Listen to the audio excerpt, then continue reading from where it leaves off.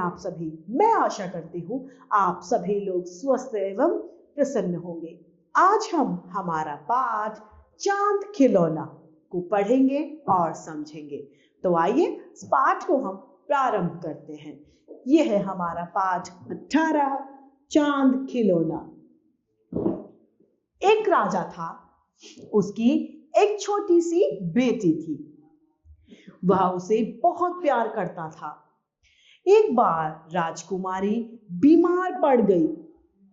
कई डॉक्टर बुलाए गए, लेकिन कोई भी उसका इलाज नहीं कर सका, क्योंकि उसका बीमारी का ही पता नहीं चल पा रहा था।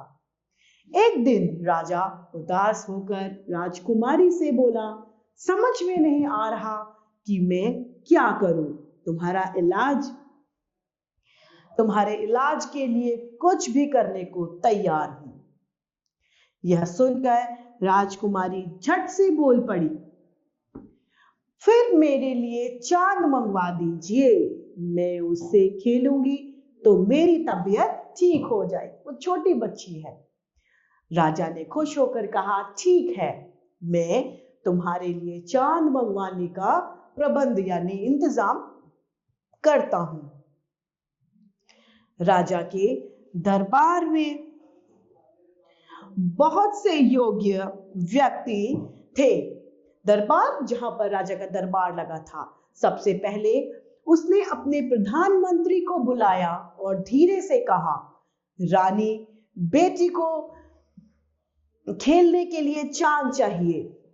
आज नहीं तो कल रात तक जरूर आ जाना चाहिए। चांद प्रधानमंत्री ने बड़े आश्चर्य से कहा। उसके माथे पर पसीना आ गया। थोड़ी देर बाद वह बोला, महाराज, मैं दुनिया के किसी भी कोने से कोई भी चीज मंगा सकता हूं, लेकिन चांद लाना मुश्किल है। राजा ने प्रधानमंत्री को तुरंत दरबार से जाने का आदेश दिया और कहा, प्रधान सेनापति को मेरे पास भेजो। प्रधान सेनापति के आने पर राजा ने उससे भी चांद लाने के लिए कहा, पर प्रधान सेनापति ने भी अपनी असमर्थता व्यक्त करते हुए कई तर्क दिए और अंत में बोला, चांद को कोई भी नहीं ला सकता। वह यहां से 1.5 लाख मील दूर है। राजा ने उसे भी चले जाने के लिए कहा। उसके बाद उसने अपने खजांची को बुलवाया, जो खजाने का निगरानी करता था, उसे बुलाया। वह भी राजकुमारी की मदद करने में असमर्थ रहा। आओ, जाओ, यहां से जाओ, राजा चीखा और दरबारी जोकर को भेजा। जोकर ने आते ही झुककर सलाम किया और पूछा, सरकार, आपने मुझे बुलाया? हाँ, राजा रो पड़ा। जब तक रानी बेटी को चांद नहीं मिलेगा, तब तक उसकी तबीयत यानी स्वास्थ्य ठीक नहीं होगा। क्या तुम चांद ला सकते हो? वह कहता है, हाँ, क्यों नहीं, लेकिन पहले यह पता लगाना होगा कि राजकुमारी कितना बड़ा चांद चाहती है। कोई बात नहीं, मैं खुद उससे जाकर पूछ लेता हूं। जोकर बोला और सीधे राजकुमारी के कमरे में पहुंचा। राजकुमारी ने जोकर को देखकर पूछा, क्या तुम चांद ले आए? अभी नहीं, लेकिन जल्द ही लाऊंगा, पर यह तो बताओ चांद कितना बड़ा है? राजकुमारी ने कहा, मेरे अंगूठे के नाखून के बराबर, क्योंकि मैं आंख के सामने अंगूठे का नाखून कर देती हूं तो वह दिखाई नहीं देता है मुझे। अच्छा, और बता दो कि चांद किस चीज का बना है और कितनी ऊंचाई पर है? चांद सोने का बना है, राजकुमारी बोल पड़ी, और पेड़ के बराबर ऊंचाई का है। ठीक है, आज रात को मैं पेड़ पे चढ़कर चांद उतार लाऊंगा, जोकर ने कहा और खुश होकर राजा के पास लौट आया। उसने राजा को कहा, मैं कल तक राजकुमारी के लिए चांद खिलौना ले आऊंगा। और उसने अपनी योजना राजा को बता दी। राजा योजना अनुसार बहुत खुश हुए। अगले दिन दरबारी जोकर सोनार से एक सोने का चांद बनवाकर ले आया। उसने यह चांद राजकुमारी को दे दिया। राजकुमारी बहुत खुश हुई। उसने चांद को जंजीर में डाला और गले में लटका लिया। उसकी तबीयत ठीक हो गई। लेकिन राजा को यह चिंता खा रही थी कि जब राजकुमारी खिड़की से आसमान में चांद देखेगी तो क्या कहेगी। वह सोचेगी कि उसके पिता ने उससे झूठा वादा किया। रात को जब चांद निकला तो राजकुमारी उसे देखने लगी। राजा और जोकर उसके कमरे में खड़े थे। जोकर ने राजकुमारी से पूछा, अच्छा राजकुमारी, जरा यह बताओ कि जब चांद तुम्हारे गले में लटका है तो फिर आसमान में कैसे निकल आया। राजकुमारी हंसकर बोली, तुम मूर्ख हो। जब मेरा एक दांत टूट जाता है तो दूसरा निकल आता है, उसी तरह दूसरा चांद भी निकल आया है। यह सुनकर राजा ने राहत की सांस ली। खुशी खुशी राजकुमारी के साथ उसने खिलौनों से खेलने लगा। तो बच्चों को किसी भी तरीके से बहलाया जाता है। जरूरी नहीं है कि आप उनके द्वारा कही गई चीज को बिल्कुल नकार दें, नहीं, उनकी बात सुने और उसका सही हल निकालें। आइए इसके शब्दार्थ को हम देखते हैं। दरबार यानी न्यायालय, प्रधानमंत्री यानी सबसे बड़ा मंत्री, सेनापति अर्थात सेनाध्यक्ष, योजना अर्थात व्यवस्था, तबीयत यानी स्वास्थ्य, मूर्ख अर्थात बेवकूफ, राहत अर्थात आराम, खुशी खुशी अर्थात बहुत प्रसन्न, खजांची अर्थात कोषाध्यक्ष। अब है अभ्यास कार्य मौखिक।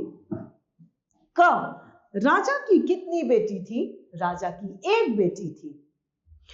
ख, राजकुमारी ने राजा से क्या मांगा। राजकुमारी ने राजा से चांद मांगा। ग, राजा ने पहले किसको बुलवाया था और उसने उससे क्या कहा था।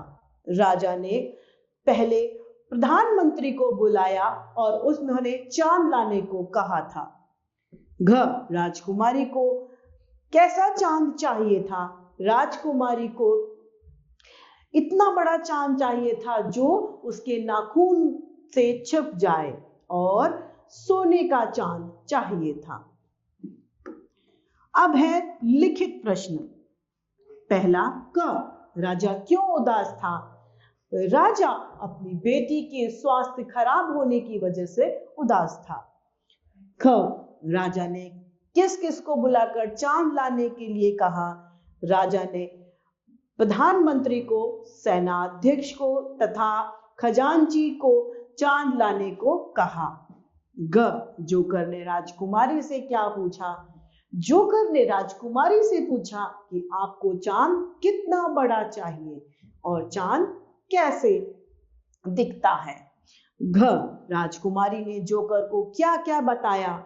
राजकुमारी ने जोकर को बताया कि मेरे अंगूठे के बराबर चांद होता है और चांद सोने के साथ दिखाई देता है। ड, जोकर और राजा ने क्या योजना बनाई। जोकर और राजा ने योजना बनाई कि वह एक सोने का चांद लाकर उसे पेड़ पर लटका देंगे और उसे राजकुमारी को लाकर दे देंगे। प्रश्न दूसरा, रिक्त स्थानों की पूर्ति कीजिए। क, एक दिन राजा उदास होकर रिक्त स्थान से बोला।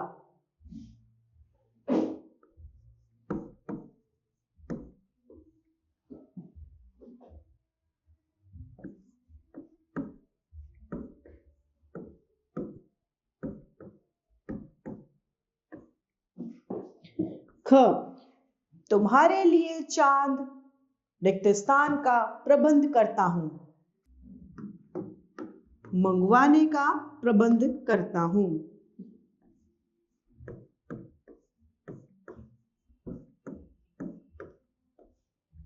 ग, मैं कल रिक्त स्थान के लिए खिलौना ले आऊंगा। मैं कल राजकुमारी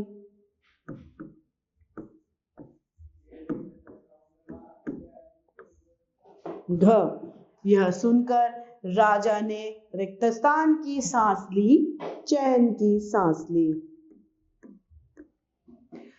ड राजा ने अपने रिक्त स्थान को बुलाया।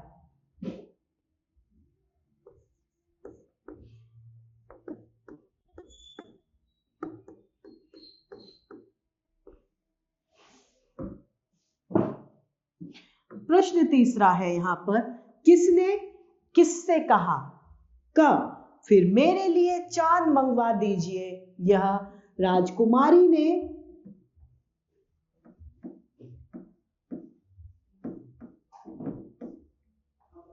राजा से कहा। ख मैं तुम्हारे लिए चांद मंगवाने का प्रबंध करता हूं। यह राजा ने राजकुमारी से।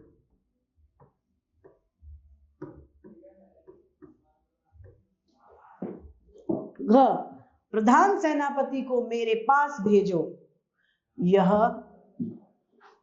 राजा ने प्रधानमंत्री से कहा।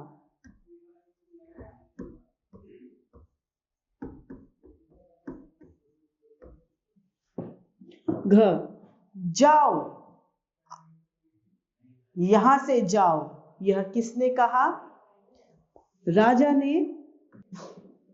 ने खजांची से।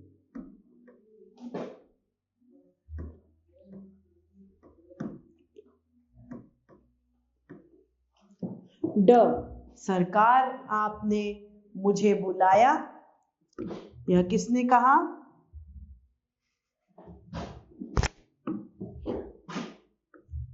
जोकर ने राजा से। अब है बहुविकल्पीय प्रश्न। पहला, एक बार राजकुमारी बीमार पड़ गई, रो पड़ी, गिर गई या भाग गई? बीमार पड़ गई। प्रश्न दूसरा, राजकुमारी ने राजा से क्या मांगने को कहा? एक बंदर, एक रथ, एक चांद, एक हिरन, एक चांद। तीसरा, किसने राजा को झुककर सलाम किया? प्रधानमंत्री ने, जोकर ने, खजांची ने, मुख्यमंत्री ने, जोकर ने। चौथा, राजकुमारी ने चांद को कितना बड़ा बताया? थाल जितना, अपने अंगूठे के नाखून जितना, पेड़ जितना, या इनमें से कोई नहीं, अपने अंगूठे के नाखून जितना।